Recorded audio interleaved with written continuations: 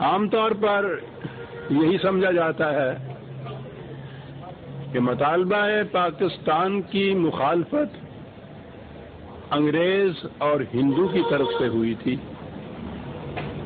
اور یہی جنگ تھی جو ہمیں لڑنی پڑی تھی۔ یہ ٹھیک ہے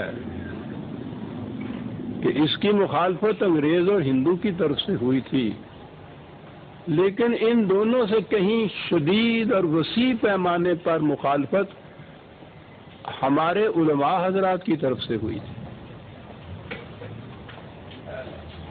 یہ بڑا شدید محاذ تھا۔ مشکل یہ ہے کہ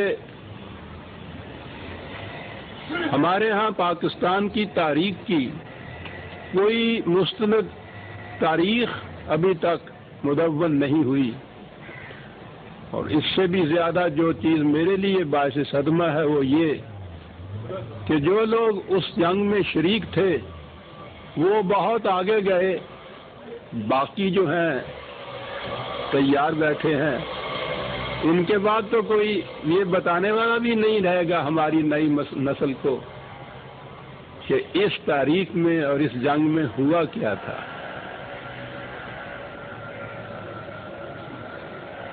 میں سمجھتا ہوں کہ ہماری نئی نسل کو تو آج یہ بھی یاد نہیں ہوگا کہ جو میں ابھی نام لے رہا ہوں ان کی اہمیت کیا تھی۔ یہ محاذ جو میں نے کہا ہے علماء کرام کی طرف سے برپا ہوا، ذرا ذہن میں رکھیے کہ اس میں شخصیتوں کے اگر نام آپ لینا چاہتے ہیں تو یہ وہ لوگ تھے کہ جو اسلام کے مینار سمجھا جاتے تھے، ہندوستان ہی میں نہیں بلکہ پورے عالم اسلام میں ان کی شہرت تھی اور چرچا تھا۔ امام الہند مولانا ابوالکلام آزاد، دارالعلوم دیوبند کے شیخ الحدیث مولانا حسین احمد مدنی، جمعیت العلماء ہند کے مولانا مفتی کفایت اللہ، مولانا احمد سعید، سید عطاء اللہ شاہ بخاری، اور اگر یہ تنظیموں کے اعتبار سے دیکھیے تو دارالعلوم دیوبند کے تمام علماء اور ان کے معتقدین صرف چند ایک تھے جو شروع میں تائید میں آئے تھے مسلم لیگ کی، ورنہ سب مخالف تھے، دیوبند کے حنفی بھی، بریلوی حنفی بھی، مجلس احرار، ابھی جو میں نے سید عطاء اللہ شاہ بخاری کا شاید نام لیا ہے، ایک جمعیت انصار تھی انہی کی، اور سب سے زیادہ جماعت اسلامی۔ یہ پورے کے پوری اتنی اکثریت کے ساتھ یہ محاذ اکٹھا بنائے ہوئے تھے پاکستان کے مطالبہ کے خلاف۔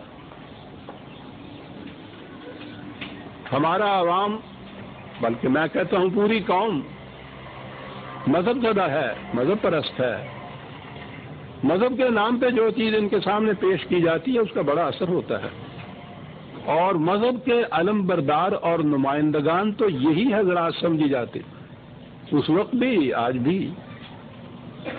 تو آپ غور کیجئے کہ جب قریب قریب مذہب کے یہ تمام علماء کرام ایک طرف اکٹھے ہوں مخالفت میں، اور ان کے پروپیگنڈا کی مشینری کی یہ کیفیت ہو کہ پورے ملک میں ہر شہر میں، ہر گاؤں میں، شہر کے ہر محلے میں، محلے کی ہر گلی میں ایک ہی نہیں دو دو چار چار مسجدیں ہوں، اور وہ مسجدیں ان کے پروپیگنڈے کا مرکز ہوں۔ ایک بات جو کسی ایک مرکز سے ان کی اٹھتی تھی، اگلے جمعے کے خطبے کے اندر وہ سارے ملک کے اندر گونج جاتی تھی۔ دنیا کی کوئی سلطنت ایسی نہیں ہے جس کے ہاں پروپیگنڈے کی اس قدر منظم اور پھیلی ہوئی مشینری موجود ہو اور اس پہ ایک پیسہ خرچ نہ کرنا پڑے۔ پھر ان کے ہاں فتویٰ یہ تھا کہ زندگی کی اہم ضروریات کے لیے جھوٹ بولنا نہ صرف جائز ہے بلکہ واجب ہو جاتا ہے۔ یہ مودودی صاحب کا فتویٰ تھا، جھوٹ بولنا واجب ہو جاتا ہے۔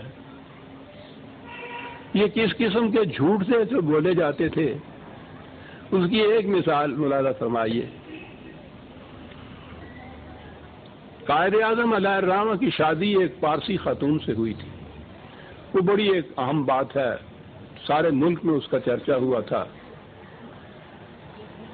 قائد اعظم کی آخری شرط یہ تھی کہ وہ خاتون مسلمان ہو جائے گی تو میں پھر شادی کروں گا، ورنہ میں شادی نہیں کروں گا.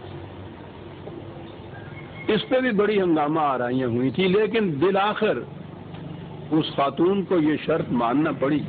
وہ اسلام لائی باقاعدہ، مسجد میں بیٹھ کے یہ نکاح ہوا، شرع محمدی صلی اللہ علیہ وسلم کے مطابق ہوا. نکاح نامہ آج بھی وہ موجود ہے. یہ خبر اخباروں میں بھی شائع ہوئی، لیکن ان حضرات کے اسلام کا تقاضا یہ تھا، اس کے متعلق کہا یہ گیا کہ ایک کافرہ کے واسطے اسلام کو چھوڑا.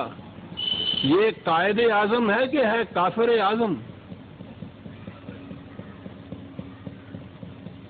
وہ جو خبریں تھی اس کے اسلام لانے کی اور نکاح کی تقریب کی، وہ تو اخباروں کے صفحوں کے اندر رہیں، اور یہ شعر سارے ہندوستان کے بچے بچے کی زبان پہ تھا. اب جس شخص کے متعلق یہ کہا جائے، پہلے تو اس کی حیث کے ہی متعلق تھا، داڑھی منڈا، کرستان، مغرب زدہ، سوٹڈ بوٹڈ، ان کے کردار میں اسلام کی چھینٹ تک بھی نظر نہیں آئے گی. یہ جو حکومت قائم کریں گے وہ مسلمانوں کی کافرانہ حکومت ہوگی، یہ سب کچھ کہا جاتا تھا. تو جب یہ حضرات علماء کرام کا ایک پورا جتھا بلا استثناء ملک کے سارے گوشوں میں پھیلا ہوا مسلسل یہ چیزیں کرتا جائے اور عوام ہمارے ہاں ہوں ان کے معتقد، بہرحال مذہب کی آواز کے اوپر وہ لبیک کہنے والے، تو آپ سوچئے کہ یہ محاذ کتنا بڑا شدید محاذ تھا. میں نے عرض کیا کہ چونکہ تاریخ ہے نہیں ہمارے پاس اس دور کی، اس لیے نئی نسل کو یہ معلوم ہی نہیں ہے کہ یہ جنگ کس نے لڑی تھی، کس کے خلاف یہ جنگ لڑی گئی تھی، اور کتنی مشکل تھی یہ جنگ. وہ ٹھیک ہے قائد اعظم داڑھی مونڈے بھی تھے، سوٹڈ بوٹڈ بھی تھے، انگلینڈ ریٹرن بھی تھے. اس جنگ کی شدت تھی جس کے لیے معاف رکھیے میں کبھی اپنا نام نہیں بیچ میں لایا کرتا، لیکن کبھی کبھی یہ چیز ضروری ہو جاتی ہے کہ قائد اعظم نے مجھ سے یہ فرمایا کہ اس جنگ میں ہندو اور انگریز سے تو ہم نپٹ لیں گے، لیکن یہ جو قال اللہ اور قال الرسول کے لبادوں میں آ رہے ہیں ان سے نپٹنا ہمارے بس کی بات نہیں ہے. اور میری سعادت تھی یہ کہ انہوں نے فرمایا کہ یہ محاذ تمہارے سپرد کیا جاتا ہے. بہت بڑی سعادت تھی میرے لیے عزیزان مان. اور اسی ارشاد کی تعمیل میں تھا کہ طلوع اسلام کا اجرا 1938 میں یہ کیا گیا تھا علامہ اقبال کے ارشاد کے مطابق.